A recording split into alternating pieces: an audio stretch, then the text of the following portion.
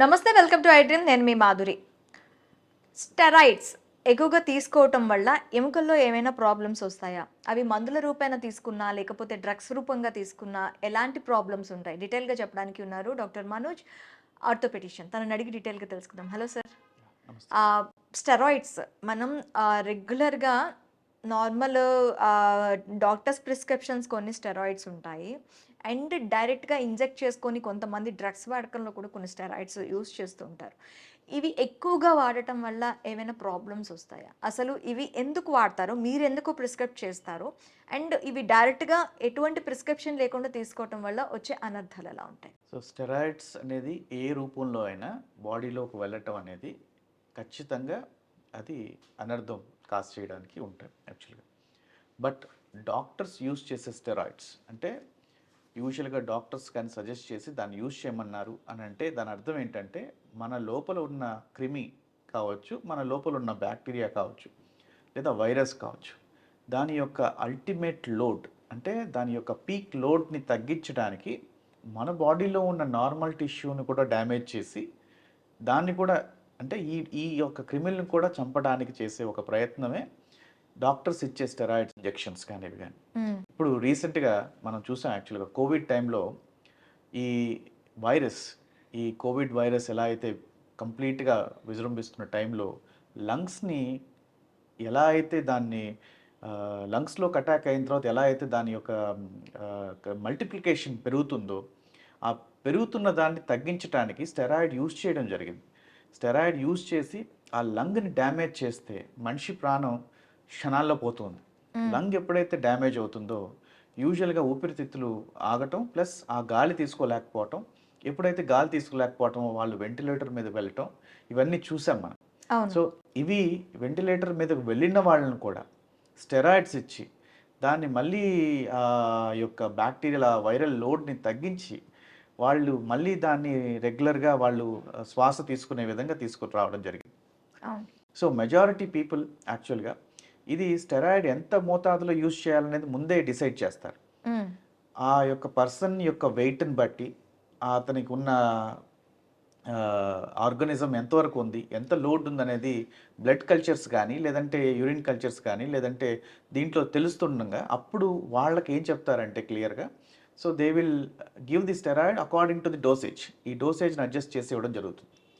ఇలా dosage adjust చేయడం ఇవ్వకుండా కానీ వాళ్ళు బయట అంటే రెగ్యులర్గా అంటే దట్స్ షెడ్యూల్ హెచ్ డ్రగ్ అంటారు. ఈ షెడ్యూల్ హెచ్ డ్రగ్ని యూజువల్గా on the counters over the counters ఇవ్వకూడదు యాక్చువల్గా. అలా వీళ్ళు మనం డైరెక్ట్గా వెళ్ళి తెచ్చుకొని వాడుకోవటం లేదా డైరెక్ట్గా ఇంజెక్టబుల్స్లోనూ ట్యాబ్లెట్స్లోనూ స్టెరాయిడ్స్ దొరికితే తీసుకొని వాడుతుంటారు చాలామంది. మనం రెగ్యులర్గా బయట కొని స్టెరాయిడ్స్ వాడే వాళ్ళు ఎక్కువ మంది కూడా ఈ రుమటాయిడ్ ఆర్థరైటిస్ అంటే కీళ్ళ వాతం ఉన్న వాళ్ళు యూజువల్గా పెయిన్ని తట్టుకోలేక పెయిన్ కిల్లర్స్తో కూడా తగ్గకుండా ఉన్నప్పుడు ఈ స్టెరాయిడ్ అనే ఇంజెక్షన్ ట్యాబ్లెట్స్ కానీ ఇంజెక్టబుల్స్ కానీ ఇస్తారు. సో ఇది 2 mg, 4 mg, 6 mg, 8 mg, 32 mg, 64 mg అట్లా డిఫరెంట్ టైప్ ఆఫ్ డోసేజెస్లో ఉంటుంది. ఓకే. పర్సన్ యొక్క పెయిన్ బట్టి దాని డోసేజ్ డాక్టర్ రాస్తారు.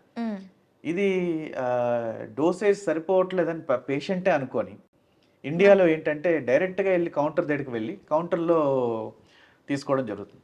దీనివల్ల వాళ్ళ కిడ్నీ కావచ్చు, లివర్ కావచ్చు, హార్ట్ కావచ్చు, ప్రతిదీ ఇవన్నీ కూడా డ్యామేజ్ అవ్వడానికి 100కి 100% అవకాశాలు ఉంటాయి. ఇది ఒక్కటే డ్యామేజ్ కాకుండా ఈ బోన్ను సరైన మోతాదులో స్టెరాయిడ్ ఇచ్చినప్పుడు గ్రో అయ్యేదానికి ఛాన్సెస్ ఉంటుంది. అదే సరైన మోతాదు కాకుండా కొంత తక్కువైన ప్రాబ్లమే, కొంత ఎక్కువైన ప్రాబ్లమే కాజ్ చేస్తుంది. అందుకనే డాక్టర్ గారు చూస్తూ ఇస్తుంటారు. డాక్టర్ గారు అడ్జస్ట్ చేస్తూ దాన్ని ట్యాపరింగ్ డోసెస్ అంటాం. ఓకే. దాన్ని ట్యాపర్ చేస్తూ వస్తారు. అంటే ఇనిషియల్గా మీకున్న ప్రాబ్లంకి 32 mg స్టెరాయిడ్ ఇవ్వడం జరిగితే అదే దాన్ని 32 mg నుంచి 16 mg స్టెరాయిడ్కి, దాన్ని మళ్ళీ 8 mgకి, దాన్ని 4కి, 2కి తయారు చేయడం జరుగుతుంది. ఇలా తగ్గించుకుంటూ వచ్చి దాన్ని తగ్గించడమే కానీ డైరెక్ట్గా ఎప్పుడు కూడా ఆపడం చేయకూడదు, అలా అని చెప్పి ఎక్కువ డోసెస్ కూడా ఎక్కువ డోసేజ్ మనం కూడా తీసుకోకూడదు. తీసుకోకూడదు. ఓకే. అంటే కొంతమందిలో స్టెరాయిడ్స్ తీసుకోగానే ఎక్కువ ఎనర్జీ ఫార్మ్ అవుతూ ఉంటుంది. మనం చాలా గేమ్స్‌లో చూస్తూ ఉంటాము. గేమ్స్ ఆడేటప్పుడు చాలామంది స్టెరాయిడ్స్ తీసుకున్నారని పట్టుబడుతూ ఉంటారు. ఈ స్టెరాయిడ్ అక్కడ గేమింగ్ జోన్‌లో ఎలా పనిచేస్తుంది? ఎప్పుడైనా కూడా ఈ స్టెరాయిడ్స్ అనేటివి దీంట్లో నంబర్ ఆఫ్ రకరకాల స్టెరాయిడ్స్ ఉన్నాయి. హ్మ్. ఈ రకరకాల స్టెరాయిడ్స్‌లో కొన్ని ఎనర్జీని రెట్టింపు చేసే స్టెరాయిడ్స్ ఉన్నాయి. అవి వాడుకలో లేదు. బయట ఎక్కడా అమ్మరు. ఫార్మసీస్‌లో అమ్మరు. ఇవి వీళ్ళు ఎక్కడి నుంచో ఒక స్మగిల్డ్ గూడ్స్ లాగా ఎక్కడి నుంచో తెచ్చుకొని దాన్ని ఇంజెక్టబుల్ చేసుకోవటం గానీ, దాన్ని నోస్ ద్వారా తీసుకోవటం గానీ, ఈ స్టెరాయిడ్స్ వల్ల ఏమవుతుందంటే మనిషి యొక్క బ్లడ్ అంటే బ్లడ్ ప్రెషర్ అనేది పెరగటం జరుగుతుంది. ఓకే. మామూలు కన్నా కూడా కొంత ఎక్కువ పని చేయటం, మామూలు కన్నా కూడా కొంత ఎక్కువగా శక్తిగా ఉండేటట్టు ఉండటం చేయటం, ప్లస్ మైండ్‌లో మనకి తెలియని ఒక రిలాక్సేషన్ అనేది క్రియేట్ చేయటం. అంటే హ్మ్. ఎంతటి బాధల్లో ఉన్నా, ఎంతటి స్ట్రెయిన్‌లో ఉన్నా, ఎంత ఆటలో అతను అలసిపోయి ఉన్నా కూడా ఈ స్టెరాయిడ్ తీసుకోవటం వల్ల ఉత్తేజింపజరగటం జరుగుతుంది. అంటే ఉత్తేజపడుతుంది. ఉత్తేజపడతారు.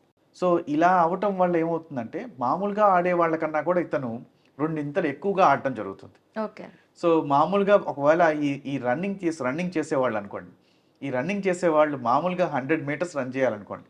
వీళ్ళు 150 మీటర్లు రన్ చేయగలిగేది కాకుండా ఇంకో 200 మీటర్లు కూడా రన్ చేయగలిగే శక్తిని ఇస్తుంది. ఓకే. ఓకే. సో, దానివల్ల ఇది స్టెరాయిడ్స్ తీసుకొని రన్ చేయటం వల్ల నార్మల్ యొక్క హ్యూమన్ కెపాసిటీ తెలీదు.